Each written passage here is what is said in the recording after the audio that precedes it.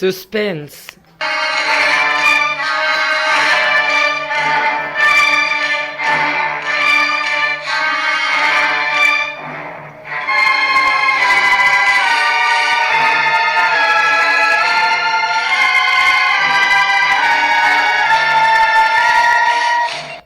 This is the Man in Black, here to introduce Colombia's program, Suspense. Tonight, as we premiere our new Saturday evening series on the air, Miss Agnes Moorehead returns to our stage to appear in the study in terror by Lucille Fletcher called Sorry Wrong Number. This is story of a woman who accidentally overheard a conversation with death and who strove frantically to prevent murder from claiming an innocent victim. Is being repeated by popular request as tonight's tale of suspense. If you've been with us before, you will know that suspense is compounded of mystery and suspicion and dangerous adventure. In this series, our tales calculated to intrigue you, to stir your nerves, to offer you a precarious situation and then withhold and solution until the last possible moment. And so it is with the story, Sorry Wrong Number, and the performance of Miss Agnes Moorehead. We again hope to keep you in suspense.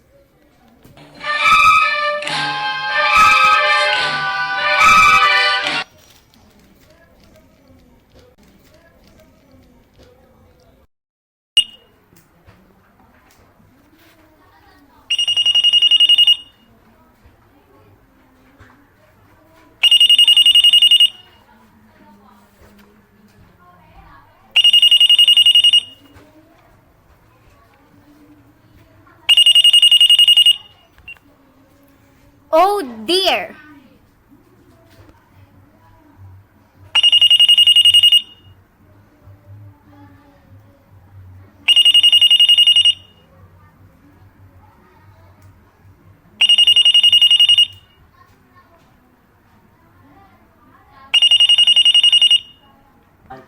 Your call, please. Operator, I've been dialing Murray Hill 70093 now for the last 3/4 of an hour, and the line is always busy. I don't see how it could be busy that long. Will you try it for me, please? I will be glad to try that number for you. One moment, please.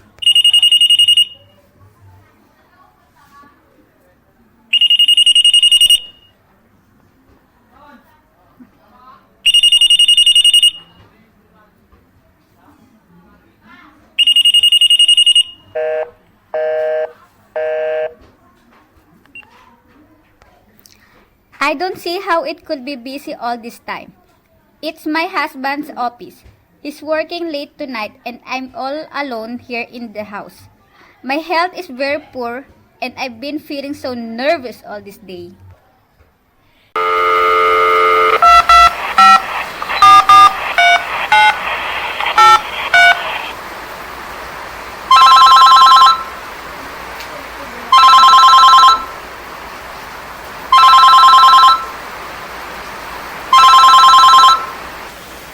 Hello? Hello? Hello? Is Mr. Stevenson there? Hello, George. Yes, sir. This is George speaking. Hello? Who's this?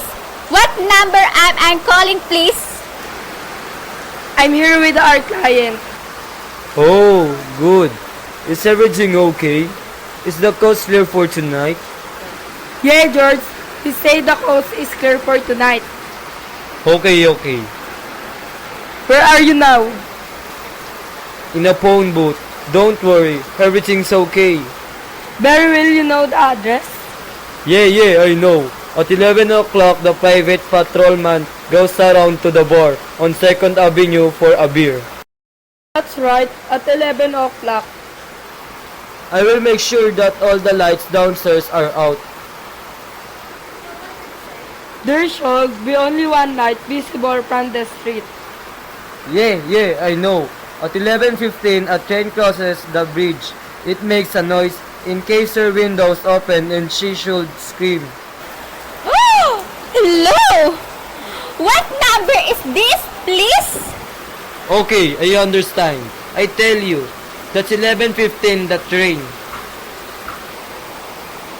Yeah, you remember everything else, George?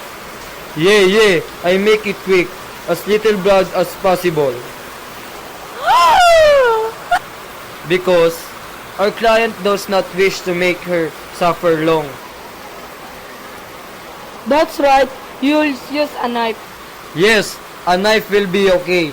And afterwards, I remove the rings and the bracelets and the jewelry in the bureau drawer because our client wishes it to look like simple robbery. Don't worry, everything's okay. I never ma.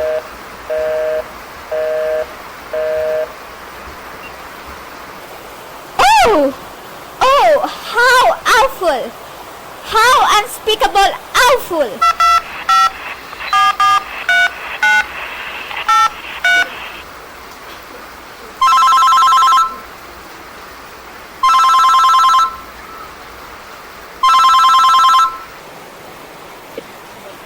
Your call, please. Operator, I've just been cut off. Sorry. What number were you calling? Why? It was supposed to be Murray Hill 70093, but it wasn't. Some wires must have crossed. I was cut into a wrong number and I just have heard the most dreadful thing. Something about a murder and operator. You simply have to retrace that call at once. I beg your pardon. May I help you? Oh, I know it was a wrong number, and I had no business listening. But these two men, they were cold-blooded thieves, and they were going to murder somebody, some poor innocent woman who was all alone in house near a bridge, and we got to stop them. We got to... Oh. Yeah. What number you were calling, please? Well, that doesn't matter. This was a wrong number. And you dial it for me. And we got to find out what is what immediately. What number did you call? Oh, why are you so stupid? What time is it? Do you mean to tell me you can't find out what the number just now? I'll connect you with the chief operator. Oh, I think it's perfectly shameful. Now, look. It was obviously a case of some little slip of the finger. I told you to try Murray Hill 70093 for me. You dug it with your finger must have slipped. And I was connected with some other number. And I could hear them. But they couldn't hear me. Now, I simply failed to see why you couldn't make that same mistake again on purpose. Why you couldn't try to dial Murray Hill 70093 in the same sort of careless way? Murray Hill 70093? Yes! I'll try to get it for you. Well, thank you.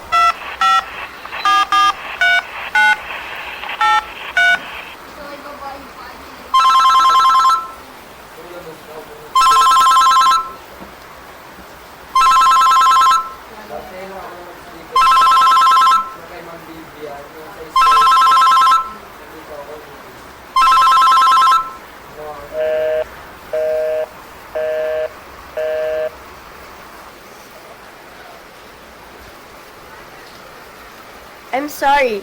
Murray Hill 70093 is busy. I call you in 20 minutes. Operator! Your call, please. You didn't try to get the wrong number at all. I asked you explicitly and all you did was dial correctly. I'm sorry. What number are you calling? Well, can't you for once forget what number I am calling and do something for me? Now, I want to trace that call. It's my civic duty and it's your civic duty to trace that call and to apprehend those dangerous killers. And if you want, I will connect you with the chief operator.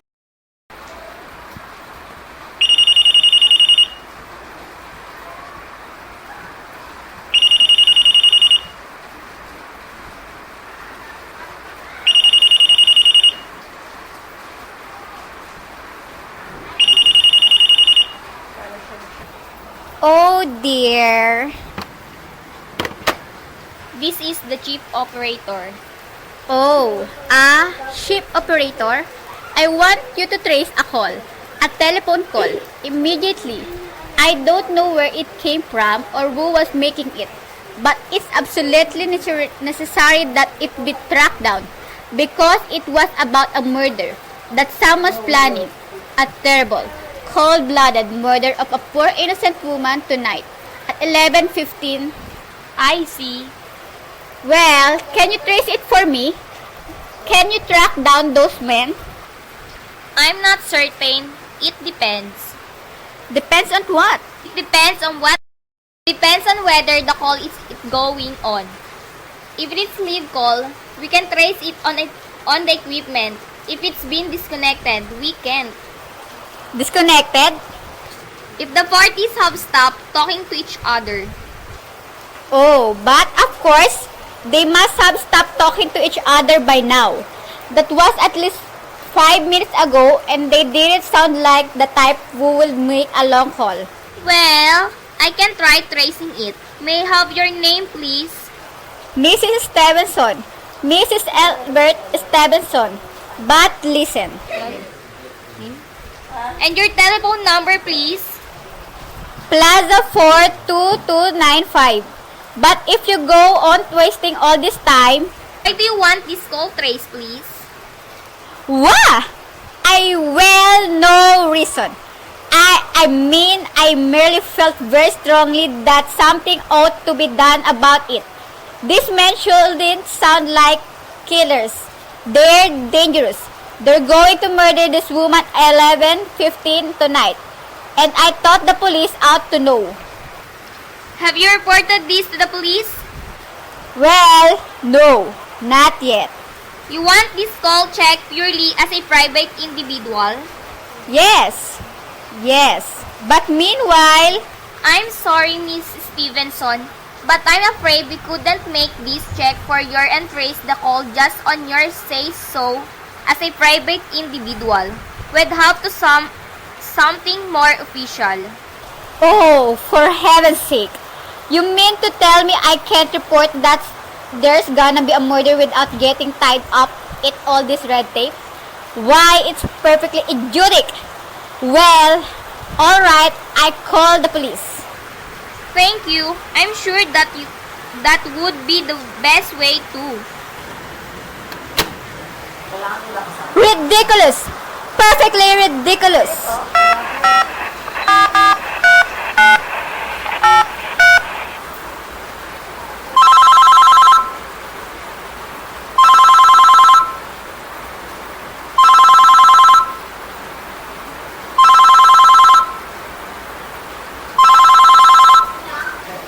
The thought of it, I can see why I have to go to all this trouble. Your call, please. The police department. Get me the police department, please. Thank you.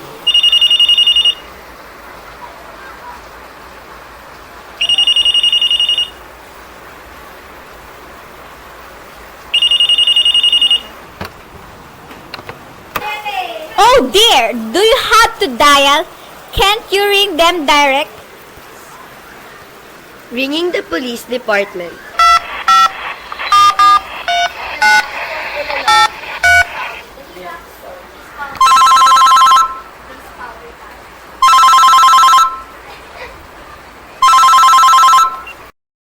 Police Station, Precinct 43, Sergeant Martini speaking.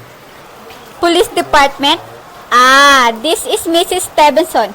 Mrs. Albert Stevenson of 53 North Sutton Place. I'm calling up to report a murder. I mean, The murder hasn't been committed yet, but it just overhead plans for it over the telephone, over a wrong number that the operator gave me. I've been trying to trace down the call myself, but everybody is so stupid. And I guess in the end, you're the only people who can do anything. Yes, ma'am. It was a perfectly definite murder. I heard their plans distinctly. Two men were talking and they were going to murder some woman at 11:15 tonight. She lived in a house near a bridge. Are you listening to me? Yes. Yes, ma'am. And there was a private patrolman on the street. He was going to go around for a beer on 2nd Avenue. And there was some third man, a client who was paying to have this poor woman murdered. They were going to take her rings and bracelet and use a knife. Well, it's unnerved me dreadfully. And I'm not well. And I feel so nervous. I see. When was all this, ma'am? About 8 minutes ago. Then you can do something. You do understand? What is your name, ma'am? Mrs. Stevenson. Mrs. Albert Stevenson. And your address? 53 North Sutton Place. 53 North Sutton Place. That's near a bridge. The Queensboro Bridge. You know, and we have a private patrolman on our street. And 2nd Avenue. And what was the number you were calling? Murray Hill 70093. But that wasn't the number I overheard. I mean, Murray Hill 70093 is my husband's office. He was working late tonight and I was trying to reach him to ask him to come home. I'm an invalid, you know, and it's the maid's night off and I hate to be alone. Even though he says I'm perfectly safe as long as I have the telephone right beside my bed. We'll look into Mrs. Stevenson and see if we can check it with the telephone company. But the telephone company said they couldn't check the call if the parties have stopped talking. I've already taken care of that. Oh, you have? Yes, and personally, I feel you ought to do something far more immediate and drastic than just check the call. What good does checking the call do if just stop talking? By the time you track it down, they already have committed the murder. Well, we'll take care of it. Don't you worry. Well, I said the whole thing calls for a search. A complete and thorough search for whole city. Now, I'm very near the bridge and I'm not far from 2nd Avenue. And I know I'd feel a whole lot better if you sent around a radio car to their neighborhood at once. What makes you think the murder's going to be committed in your neighborhood, ma'am?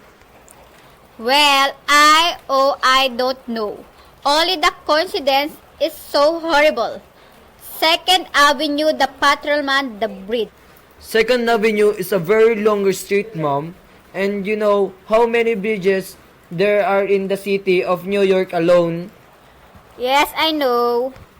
Not to mention Brooklyn, Staten Islands, Queens, and the Bronx. I know that. You know there isn't some little house on Staten Island on some little 2nd Avenue you've never even heard about? How do you know they're even talking about New York at all? But I heard the call on the New York dialing system. Maybe it was a long distance call you overhead. Oh, don't! Telephones are funny things. Look, lady, why don't you look at this way? Supposing you hadn't broken in on that telephone call, supposing you'd got your husband the way you always do, you wouldn't be so upset, would you? Well, no. I suppose not. Only it sounded so inhuman, so cold-blooded. A lot of murders are plotted in the city every day, ma'am. We managed to prevent almost all of them. But a clue of this kind is so vague. It isn't much more use to us than no clue at all. But surely you... Unless, of course, you have some reason for thinking this call was phony and that someone may be planning to murder you. Me? Oh, no, no. I hardly think so. I mean, why should anybody? I'm alone all day and night. I see nobody except my maid, Eloise, and she's big girl. She weighs 200 pounds. She's too lazy to bring out my breakfast tray, and the only other person is my husband, Albert. He's crazy about me. He just adores me. He waits on me hand and foot. He scarcely left my side since I took sick.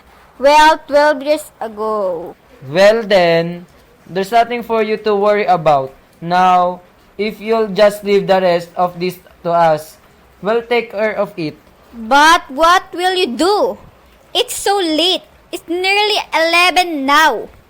Well, take care of it, lady. Will you broadcast it all over the city and send out squads and warn your religious cars to watch out, especially in suspicious neighborhoods like mine?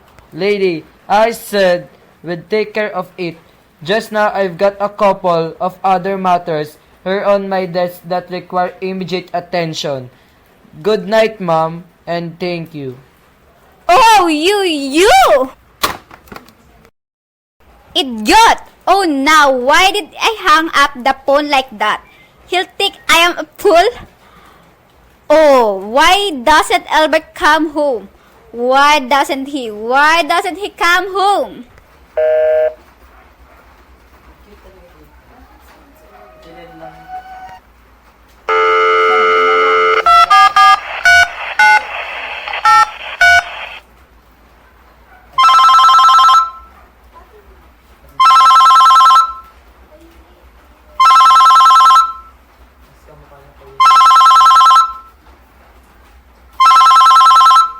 Your call, please. Operator, for heaven's sake, will you write the Murray Hill 70093 number again? I can't think what's keeping him so long. I will try it for you.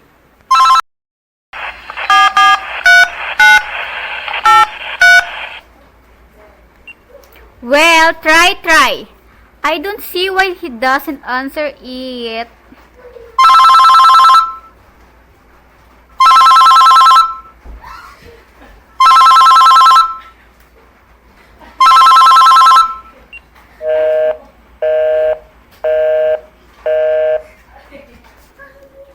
I'm sorry. Murray Hill 70093 is busy. I can hear it.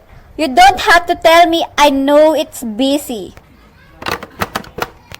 If I could only get out this bed for a little while, if I could get a breath of fresh air, just lean out of this window and see the street.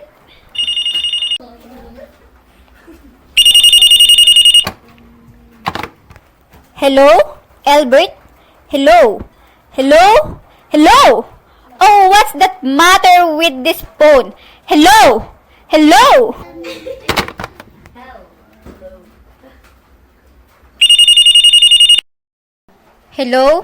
Hell. Oh, for heaven's sake. Who is this? Hello?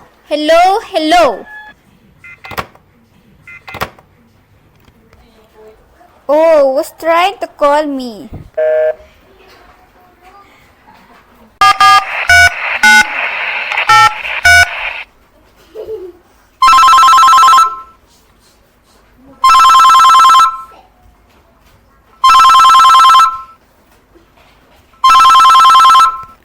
Why doesn't she answer? Your call, please. Hello, operator. I don't know what's the matter with that telephone tonight, but it's positively driving me crazy. I've never seen such inefficient, miserable service. Now look, I'm an invalid and I'm very nervous, and I'm not supposed to be annoyed. But if this keeps on much longer, What seems to be trouble, please? well, everything's wrong. I haven't had one bit satisfaction out of one call I made this evening. The Woodward could be murder for all you people care. And now my phone keeps ringing and ringing and ringing and ringing every 5 seconds. And when I pick up, there's no one there. I'm sorry. If you will hang up, I will test it for you. I don't want you to test it for me. I want you to put that call through whatever it is at once. I'm afraid I cannot do that. You can't? And why? Why, may I ask? The dial system is automatic. Someone is trying to dial your number. There is no way to check it if the call is coming through the system or not, unless the person who's trying to reach you complain to his particular operator. Well, of all the stupid, and meanwhile I've got to sit here in my bed, suffering every time the phone rings, I imagining everything. I will try to check the trouble for you. Check it. That's all anybody can do. Oh, what's the use of talking to you? You're so stupid. Oh, I'll fix her. Of all impudent, how dare she speak to me like that? How dare she?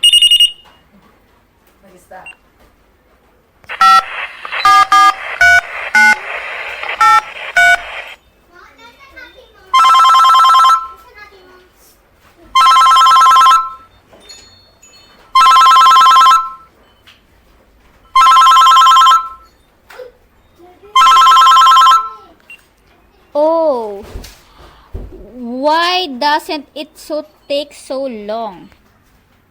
Your call, please. Young woman, I don't know your name, but there are some ways of finding you out, and I'm going to report you to your superiors for the most unpardonable rudeness and insolence it's ever been my privilege. Give me the business office at once. You may dial that number direct. Dial it direct? I'll do no such thing. I don't even know the number. The number is in the directory, or you may secure it by dialing information. Listen, here, you. Oh, what's the use?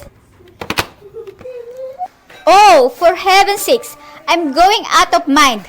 Out of my... Hello? Hello? Stop ringing me. Do you hear me? Answer me. Who is this? Do you realize you're driving me crazy? Who's calling me? What are you doing it for? Now stop it. Stop it. Stop it. Hello. Hello. If you don't stop ringing me, I'm going to call the police. Do you hear? The police. Oh, if Albert will only come home.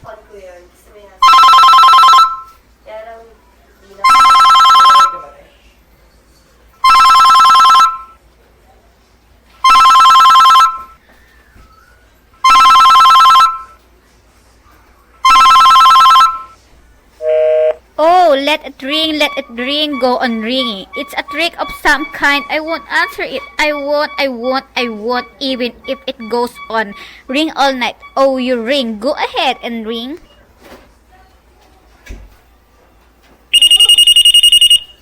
Stop. Now, what's the matter? Why did they stop ringing all of a sudden? Oh, what time is it? Where did I put the clock? Oh, here it is, 5 to 11. Oh, they decide something. They're sure I'm home. They heard my voice answer them just now. That's what they've been ringing me. Why no one answer me? I'll call the operator again.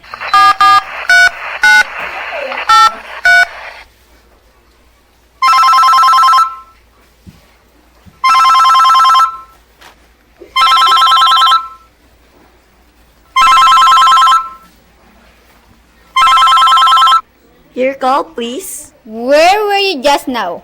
Why did you answer at once? Give the police department. I'm sorry. The line is busy. I will call you. Busy?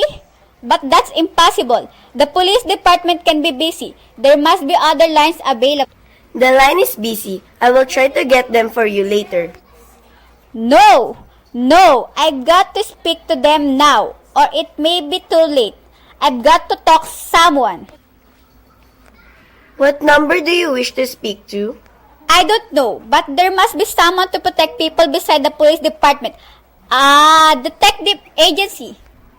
You will find agencies list in the classified directory. But I don't have a classified. I mean, I'm too nervous to look it up. And I don't know how to use the... I'll connect you with information. Perhaps she will be able to help you.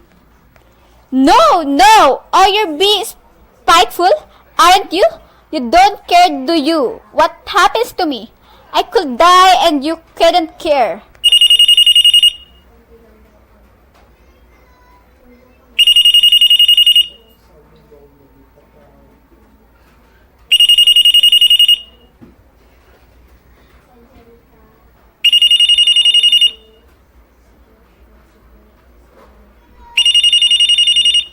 Oh, stop!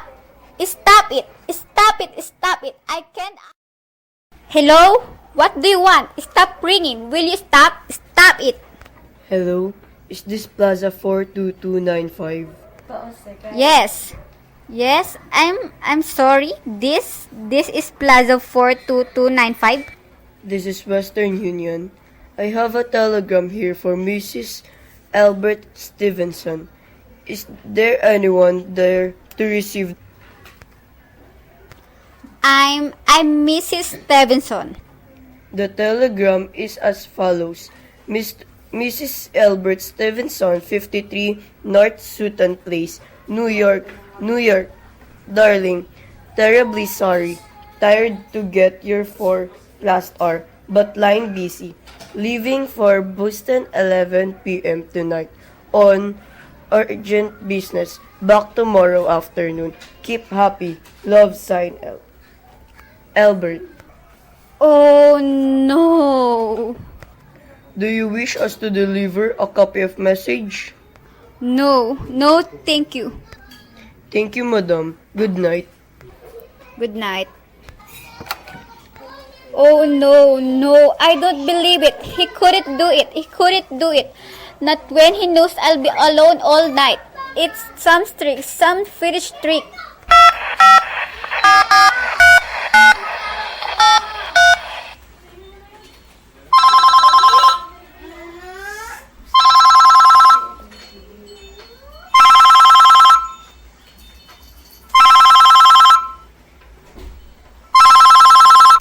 Some trick. Why doesn't she?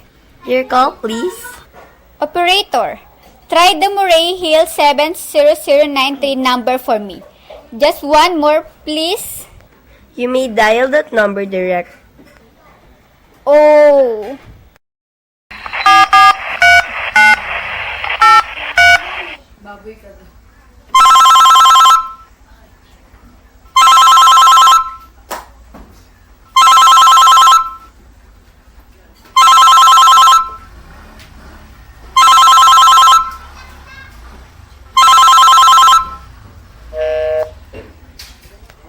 Oh, he's gone.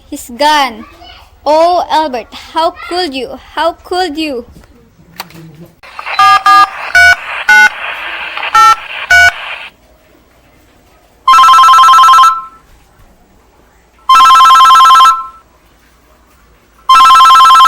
Information. May I help you?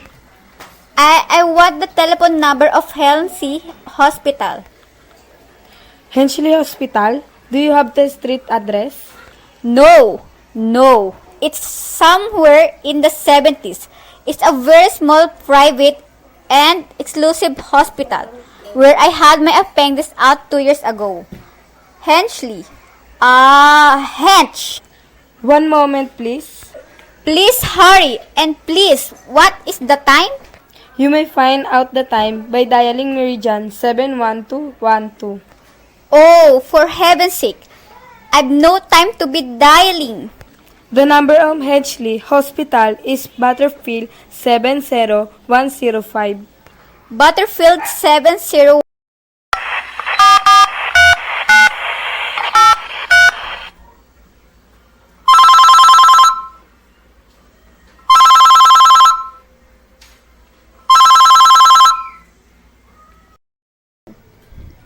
Hensley Hospital, good evening.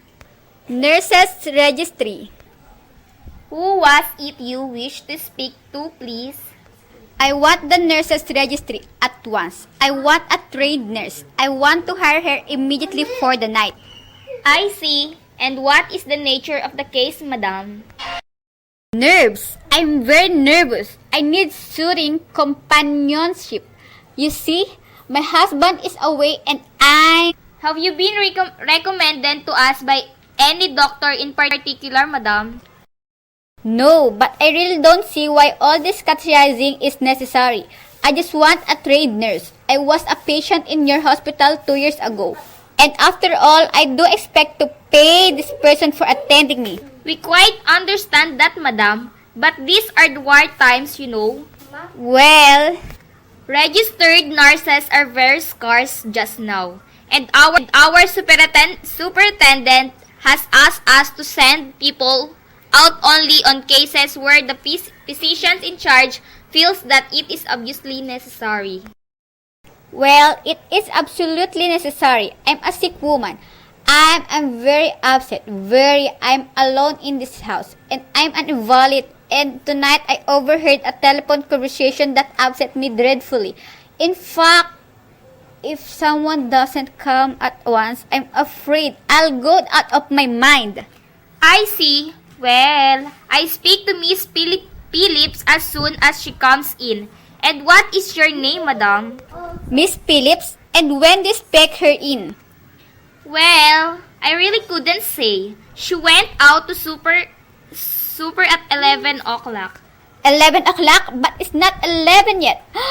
Oh, my clock has stopped. I thought it was running down. What time is it? Just 15 minutes past 11.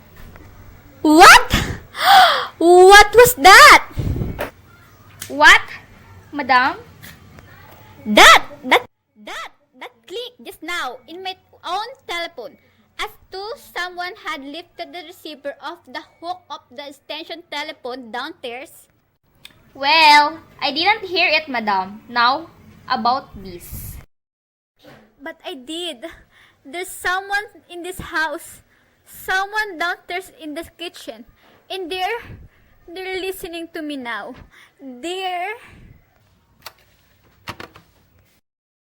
I won't pick it up. I won't let them hear me. I'll be quiet and they'll think, oh, but if I don't call someone now, well, there's still down there. There'll be no time.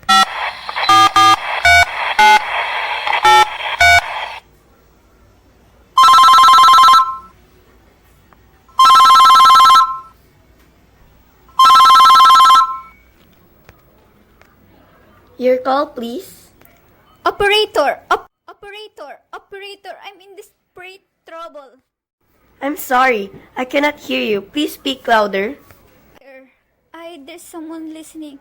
Can you hear me now? I'm sorry. But you got to hear me. Oh, please, you got to help me. There's someone in this house. Someone is going to murder me. You got to get in this touch with... Oh, there's it. There is it. Did you hear it? He's put it down. He's put down the extension phone. He's coming up. He's coming up the stairs. Give me the police department. The police department. The police department. Give it to me. One moment, please. I will connect you. I can hear him. He's nearer. Oh, I hear him. I hear him. Hurry! Hurry! Hurry!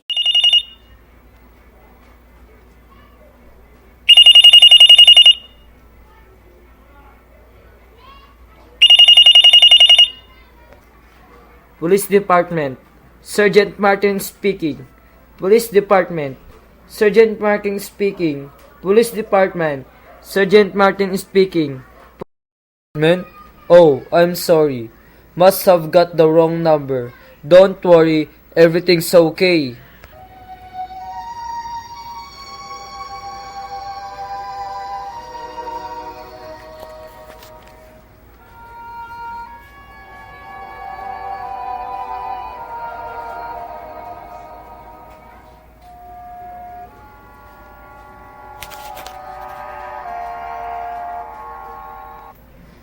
And so closes Sorry Wrong Number, starring Miss Agnes Moorehead. Tonight, Tale of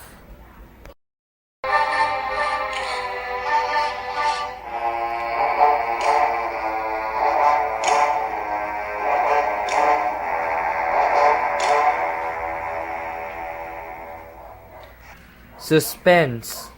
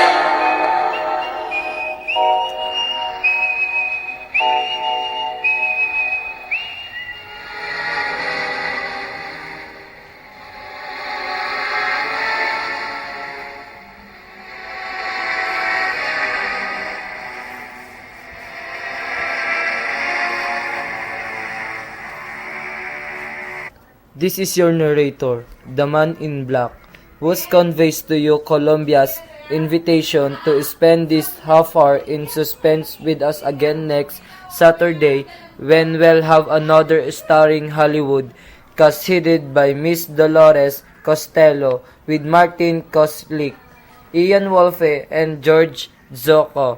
The producer of this broadcast is William Spear, who with Ted Bliss, the director, Lud Gluskin, the musical director, and Lucille Fletcher, the author, collaborated on tonight's Suspense.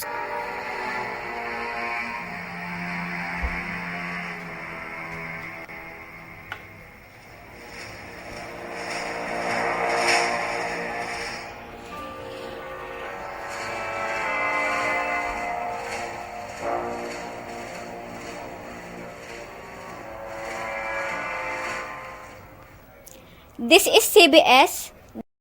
This is CBS, the Columbia Broadcasting System.